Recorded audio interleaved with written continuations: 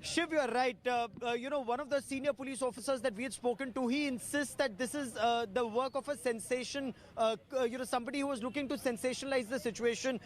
He's saying that this prima facie, at least as of now, does not appear to be the work of a terrorist organization. It does appear that somebody put together ball bearings and some kind of explosives in a rather crude manner, put it in some kind of a packaging, and the packaging is being studied, while we have some details about the kind of packaging that was used, but since that's a part of investigation, we are not putting it out in public domain as of now. So it was kept in the shrubs, in a flower pot on the divider, and then it went off. Now, these CCTV cameras that are being looked at, Shiv, will perhaps give more information about the vehicle, which direction it went, what are the other CCTV cameras that it's likely to be caught on, because now there's a network of CCTV cameras in this area that will give an idea about where the vehicle went after putting this device, and then we should be able to have more information about what it was. But just ball bearings and just 3 cars is the damage, is what this officer said. On the aspect that, this is 26 January, the beating retreat ceremony that's still on, high security in this area at this point of time, and how could somebody do it? He says this is an open road at this point of time. Anybody can go up and down that road while there are PCRs at both ends. That point of time it wasn't detected at 5:05. The moment it went off, the entire system is in place to try and figure out how it happened and who did this, Shiv.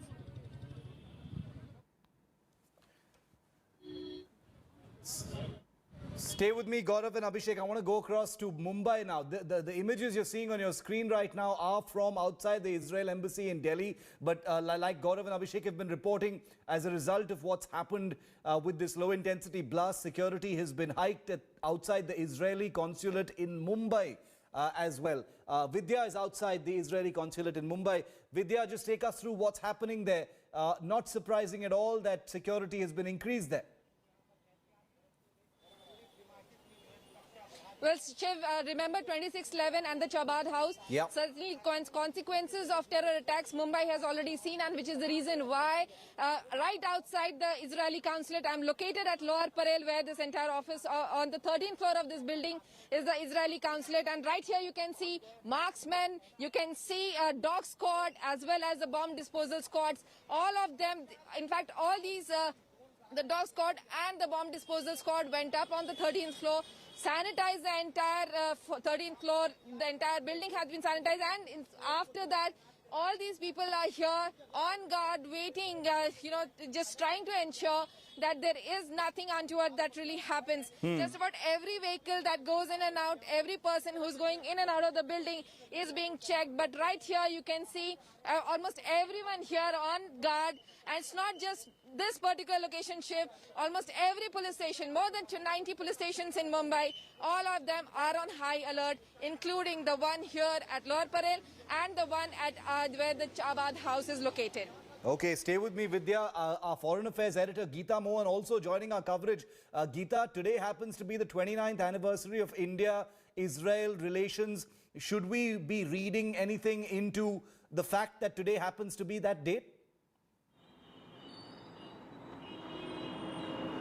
Well, Shiv, it is a very significant day, and yes, there are elements that the agencies, not just Delhi police authorities, would be looking into, whether if this is messaging against India, Israel, particularly Indo-Israel ties. Having said that, not the first time that we're seeing attacks against the Israeli mission, or for that matter, diplomats. We've seen magnetic bombs being attached to their cars, where diplomats' wife and child were there in the car. The diplomat's wife was very badly injured in that accident many years ago. And now we're seeing yet another incident take place right outside, or very close to the Israeli embassy. I spoke with the ambassador, Ambassador Ron Malka, confirming that yes, there was an incident that took place and that they are in touch with Delhi police authorities, but also confirmed that everybody within the embassy, be it diplomats or the staff, of the embassy are safe and are fine. They're also in touch and are in conversation with the Ministry of External Affairs. So they are in touch at all levels when it comes to security officials, as also diplomatically with the Ministry of External Affairs officials with regards to the incident and the precautions that the Israeli mission takes, the kind of cooperation that is required from the embassy with regards to sharing of information, maybe CCTV footage with the Delhi police authorities.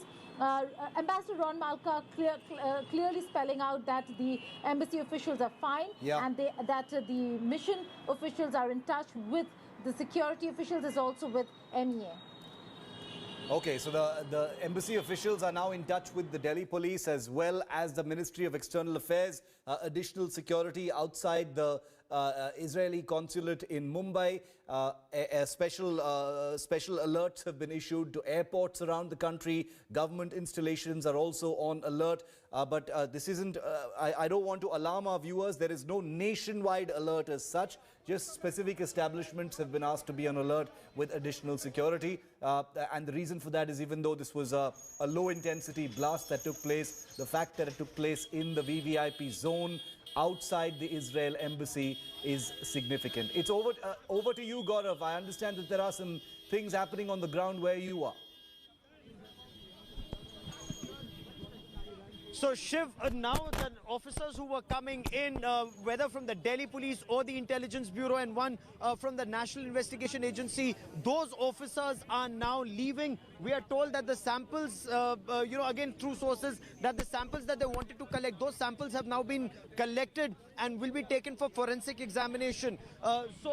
Again, this road remains completely cordoned off for any civilian movement, for any outside movement. Only police officers and the forensics team, they've gone in. And also, of course, there are other VVIPs who stay on this road. So their protection detail is the only one that's been permitted to go in, apart from the Israeli embassy, investigations team. But apart from that, all the officers who came out, Shiv, we repeatedly tried to speak to them. No comments just as yet. But later in the evening, we are likely to hear and get some more information, Shiv, in terms of what initial investigations revealed about the nature of the explosives, because that will be a big tell on who these elements were who were involved in creating this sensation and mischief outside the Israeli embassy, Shiv. Okay, mischief in order to create sensation is the formal assessment that's been shared with the press by the Delhi police. They're on the ground, the special cell, in a very big way. I want to bring you a quick update that we're getting in right now. The Central Industrial Security Force, those are the security forces. I'd like all of our reporters to stay back with us. And I'm going to come back to the story after a very, very short break. We're taking a very short break, developing story, more information for you when you come back. Stay with us.